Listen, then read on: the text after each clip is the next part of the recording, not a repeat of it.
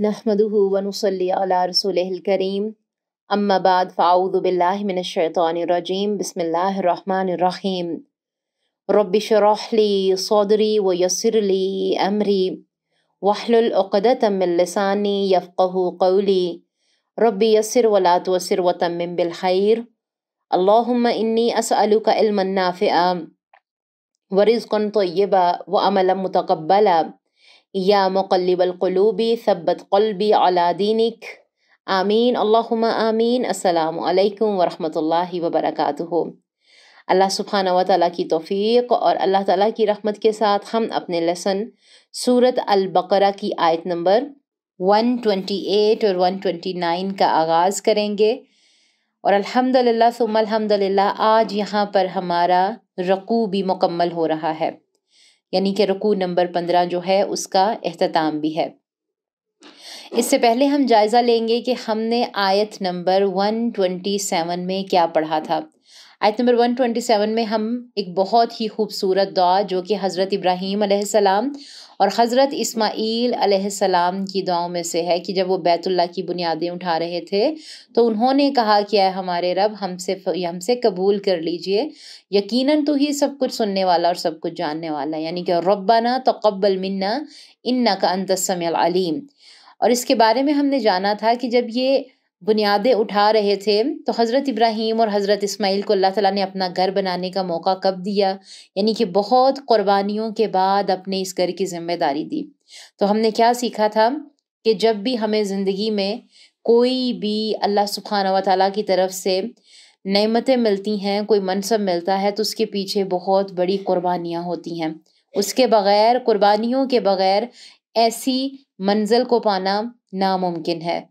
फिर हमने देखा था कि जब भी हम कोई भी काम करते हैं, हमने क्या सीखा था उनकी सुन्नतों से कि जब भी हम कोई भी काम करते हैं तो नज़रें किस पर होनी चाहिए, अल्लाह सुब्हानहू व तआला पर होनी चाहिए। कि उन्होंने क्या कहा कि ऐ हमारे रब हमसे कबूल फरमा। हमने देखा था कि मोमिन जब मुखलिस अमल करता है तो फिर भी वो डरता रहता है कि कहीं इसका अमल जो है इसके मुंह पर ना दे दिया जाए, मुंह पर ना मार दिया जाए। और इन तमाम बातों के साथ साथ हमने ये भी जाना था कि यकीनन अल्लाह सुब्हानहू व तआला ही सब कुछ सुनने वाला है, सब कुछ जानने वाला है। अल्लाह ताला के समी होने का और कबूल करने का, यानी कि अल्लाह सुब्हानहू व तआला ने हमें शऊर दिलाया था। अब इसी आयात के जो एक दूसरे के साथ रब्त हैं उसको आगे बढ़ाते हुए हम अपने लेसन को लेंगे, क्योंकि आयत नंबर 128 और 129 में भी दुआएं हैं और इनका हमारी ज़िंदगियों से बहुत गहरा ताल्लुक़ है। वो कैसे है हम देखेंगे जब तज़किया करेंगे। सबसे पहले हम आयत को देख लेते हैं, फिर तर्जुमा देखेंगे इंशाअल्लाह, फिर उसके बाद हम इन दोनों पे एक साथ बात करते हैं। अऊज़ु बिल्लाहि मिनश शैतानिर रजीम बिस्मिल्लाहिर रहमानिर रहीम रब्बना वजअलना मुस्लिमैनि लक व मिन ज़ुर्रिय्यतिना उम्मतन मुस्लिमतन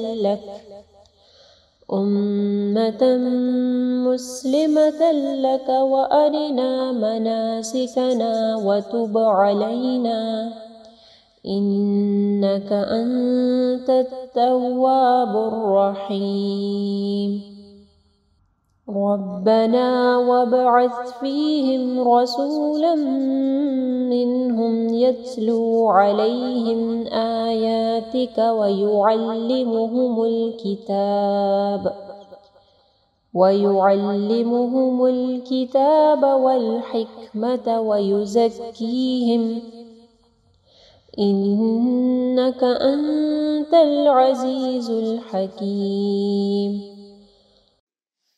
आयत नंबर 128 अल्लाह सुब्हानहू व तआला फरमा रहे हैं, रब्बना वजअलना, ए हमारे रब और हमें अपने लिए फरमा बरदार बना और हमारी औलाद में से भी एक उम्मत अपने लिए फरमा बरदार बना और हमें हमारे इबादत के तरीके दिखा और हमारी तौबा कबूल फरमा, बेशक तू ही नहायत कबूल करने वाला, नहायत रहम करने वाला है। आयत नंबर 129 को भी देखें, अल्लाह ताला फरमाते हैं कि कौन सी दुआ की हज़रत इब्राहीम अलैहिस्सलाम और हज़रत इस्माईल ने कि ऐ हमारे रब और इन्हीं में से, क्या हज़रत इब्राहीम कह रहे हैं कि ऐ हमारे रब और इन्हीं में से एक रसूल भेज जो इन पर तेरी आयतें पढ़े اور انہیں کتاب و حکمت سکھائے اور انہیں پاک کرے، بے شک تو ہی سب پر غالب اور کمال والا ہے، کمال حکمت والا ہے۔ سبحان اللہ، کتنی خوبصورت آیات ہیں یہ۔ اور یہاں پر دیکھیں کہ جو ہمارے لیے بہت غور و فکر کی باتیں ہیں، سب سے پہلے ہم سوالات ساتھ میں دیکھتے ہیں، اس پہ غور و فکر کرتے ہیں، وضاحت کرتے ہیں کہ حضرت ابراہیم علیہ السلام اور حضرت اسماعیل کی دعاؤں سے کیا بات نظر آ رہی ہے، کون سی جھلک نظر آ رہی ہے، کہ دونوں ہی اللہ تعالیٰ کے آگے جھکے ہوئے ہیں، اور پھر کیا کہ سب کچھ اللہ تعالیٰ کے سپرد کیا ہوا ہے، ایسی سپردگی کہ جس کی مثال ہی نہیں ملتی، اپنے تمام تر معاملات اللہ تعالیٰ کے سپرد کیے ہوئے ہیں۔ ہم کیا کرتے ہیں جب کہیں مسجد بن رہی ہے، اللہ کا گھر بن رہا ہے، ہم کوئی فلاح کا دین کا کام کر رہے ہیں، ہم کیا کہتے ہیں کہ نہیں جی بڑی ہم نے وہاں پر کیا کیا تو حصہ ڈال دیا، بڑا کام کیا ہے۔ اور وہ دیکھیں کیا کر رہے ہیں، ان کی سنتوں سے دیکھیں وہ کیا کر رہے ہیں کہ تمام تر معاملات ہی اللہ کے سپرد کیے ہوئے ہیں۔ پھر رب سے دعائیں مانگ رہے ہیں کہ ایسا بنا دے کہ سارے معاملات تیرے سپرد کر دیں، عبادت کے طریقے بھی ہمیں فوری سکھا دیجئے، نسلوں کو بھی عبادت کے طریقے سکھا دیجئے۔ یہ شعور نظر آ رہا ہے ہمیں۔ اصل قوت اور اقتدار کا مالک کون ہے؟ کہ اللہ تعالیٰ ہے۔ یہ یقین ہمیں نظر آ رہا ہے ان کی سنتوں سے کہ اللہ تعالیٰ کی توجہ کے بغیر، اس کی رحمت کے بغیر معافی نہیں ملے گی۔ اس لیے درخواست کرتے ہیں کہ ہم پر توجہ فرمائیے۔ عام معاملات میں بھی آپ دیکھیں نا کہ جب آپ کسی بہت اپنے سے پیارے سے بات کر رہے ہوتے ہیں، یا کسی کو بہت گہری بات کرنی ہو، کوئی غور و فکر کی بات کرنی ہو، کوئی اہم مسئلہ ہو، آپ اس سے بات کر رہے ہو تو آپ کیا کہتے ہیں کہ پلیز میری بات سنیے، میری طرف توجہ کیجیے۔ تو یہاں پر یہ شعور جو لگتا ہے کہ دیکھیں کیا کہہ رہے ہیں کہ ہماری طرف توجہ فرمائیے، آپ ہی تو قبول کرنے والے ہیں، آپ ہی تو مہربان ہیں۔ ربنا وجعلنا، یعنی کیا ہے ہمارے رب، ہمیں اپنے لیے فرما بردار بنا لیجئے۔ پھر اللہ تعالیٰ کی توجہ مانگ کے کیا کہہ رہے ہیں؟ یہ نہیں کہہ رہے کہ اللہ کوٹھیاں دے دے، اللہ یہ دے دے، اللہ وہ دے دے۔ کیا کہہ رہے ہیں کہ اے اللہ ہمیں اپنا فرما بردار بنائیے، اور ہماری اولاد کو بھی، اور ہماری اولاد میں سے بھی ایک امت اپنے لیے فرما بردار بنا۔ اللہ اکبر۔ اس دعا سے سیدنا ابراہیم علیہ السلام اور ہر مومن کی پہلی تمنا کا پتہ چلتا ہے کہ وہ آنے والی نسلوں کے لیے بھی دعا کرتے ہیں کہ اللہ تعالیٰ اس دولت سے ان کو محروم نہ رکھے۔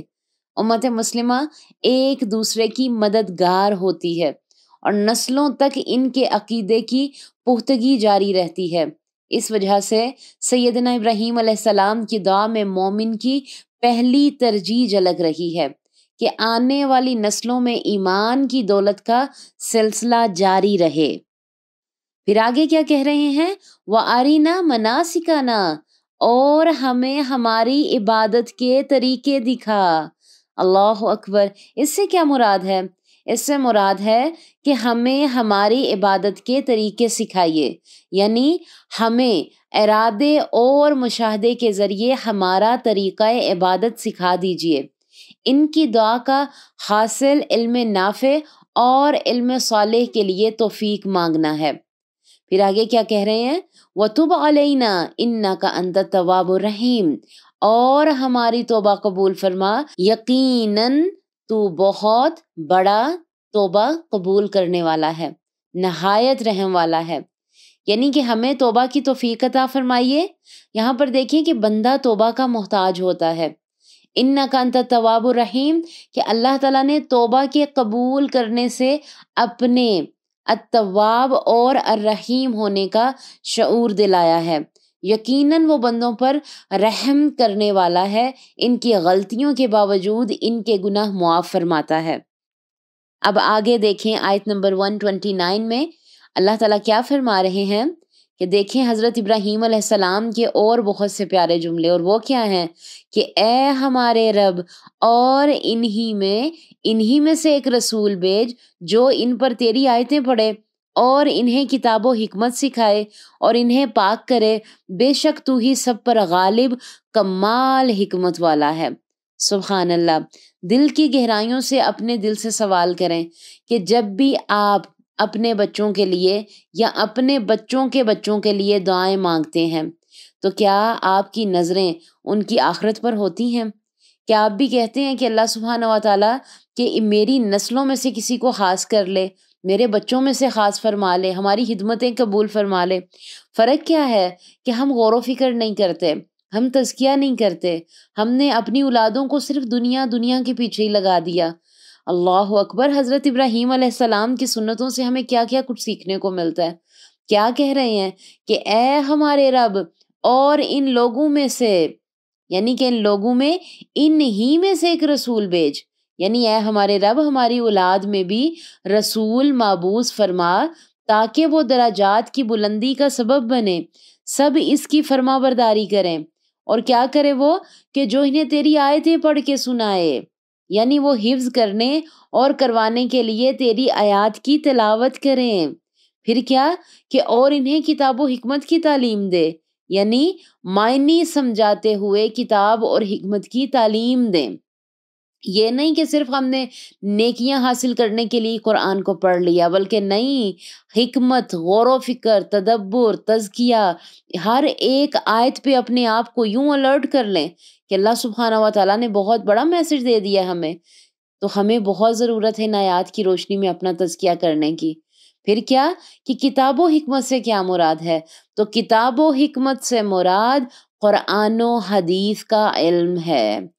ہم باقی کتابوں میں اتنا دھیان لگاتے ہیں لیکن قرآن اور حدیث پہ وقت نہیں لگاتے، یہ بہت غور و فکر کی بات ہے۔ اور پھر کیا کہا کہ اور ان کو پاک کرے۔ پاک کیسے کرے؟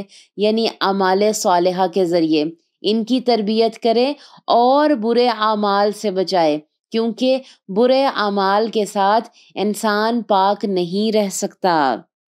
پھر یہاں پر دیکھیں کہ اللہ تعالیٰ کی فرما برداری کے لیے کون سی 4 چیزوں کا اہتمام کرنے کی دعا حضرت ابراہیم علیہ السلام اور حضرت اسماعیل علیہ السلام نے مانگی تھی۔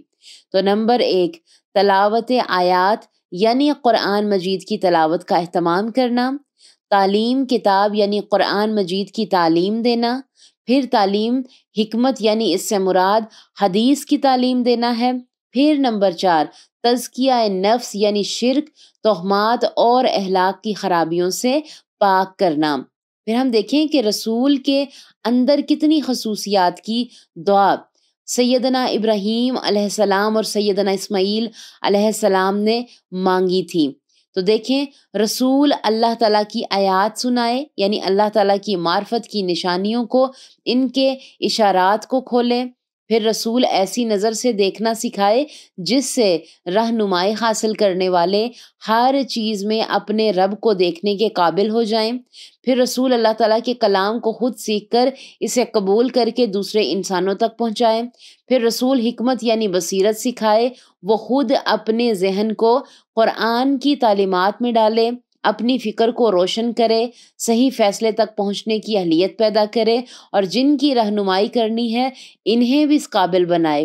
پھر رسول تزکیہ کا کام کریں، یعنی ایسے انسان تیار کرے جس کے سینے اللہ تعالیٰ کی محبت کے علاوہ ہر محبت سے خالی ہوں۔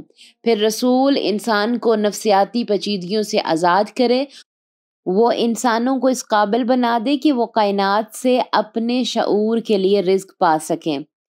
اور پھر یہاں پر ایک بات دیکھیں کہ حضرت ابراہیم علیہ السلام کی یہ دعا کب اور کیسے پوری ہوئی؟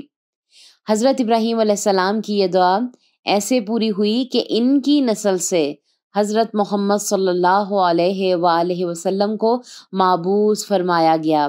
اس لیے رسول اللہ صلی اللہ علیہ وآلہ وسلم نے فرمایا کہ میں اپنے باپ ابراہیم کی دعا اور سیدنا عیسیٰ علیہ السلام کی بشارت اور اپنی والدہ کا خواب ہوں۔ اللہ اکبر! پھر دیکھیں آخر میں کیا کہہ رہے ہیں کہ انکا انت العزیز الحکیم، کہ یقیناً تو سب پر غالب، کمال حکمت والا ہے۔ اللہ اکبر! کہ اللہ تعالیٰ جی آپ ہی غلبہ اور حکمت رکھنے والے ہیں۔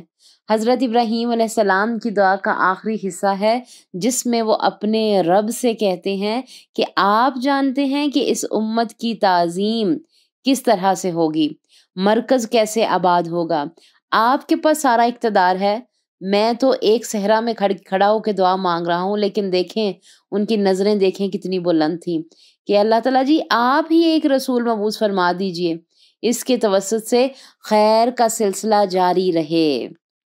سبحان اللہ۔ یہاں پر ہم دیکھیں کہ تزکیہ کے لیے کچھ پوائنٹس نوٹ کریں۔ سب سے پہلی بات کہ حضرت ابراہیم علیہ السلام اللہ سبحانہ و تعالیٰ کا گھر تعمیر کر رہے ہیں اور اپنے بچے کو ساتھ میں لایا ہوا ہے۔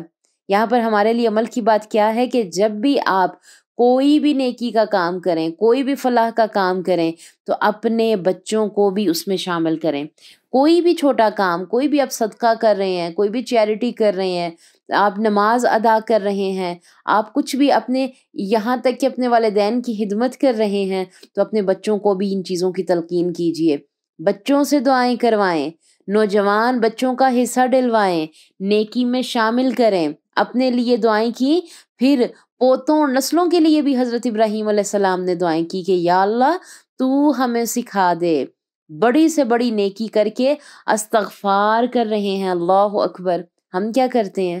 اور ان کے طریقے دیکھیں کہ اللہ توبہ قبول کر لے، اللہ کا رحم ہے کہ نیکی کا موقع دیتا ہے، یہ اللہ تعالیٰ کی توفیق ہے۔